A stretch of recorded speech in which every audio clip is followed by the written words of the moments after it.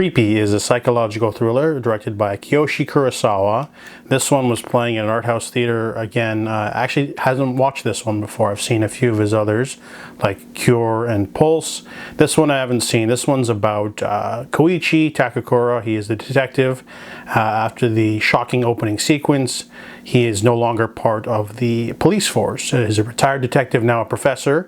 So he moves out with his wife Yasuko, and while he's living an idyllic life, teaching about new techniques for catching serial killers, different kinds and things like that, he is contacted by an old colleague in order to help him with an old cold case of a disappearance of a woman's family 6 years previous. So they're trying to basically get contact with her and dig up new clues. However, the new house that he's part of, he's got some neighbors. One of them is very churlish. He doesn't want to speak to them, his wife. And then there's also Nishino. He's like a really weird guy who also says the same thing. He's very rude at first, but then he starts to get a little bit nicer, and then starts to sort of push boundaries a little bit and end up being a little bit weird. And you know, despite his wife's complaints, they kind of just ignore it for now. Within the two cases might actually be intertwined into a lot of horrifying reveals.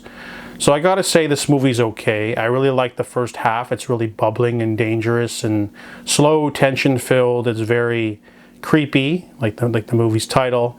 It's also got great psychological stuff going on with the old case.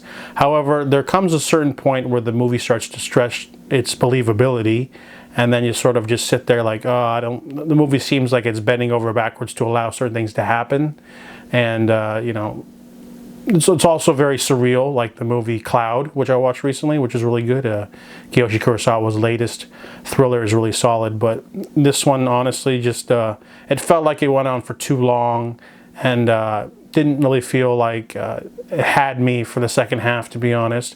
It has some good acting, and I like the tension and the bubbling suspense, but the movie doesn't quite manage to keep it going for the second half. So I give Creepy a 5 out of 10.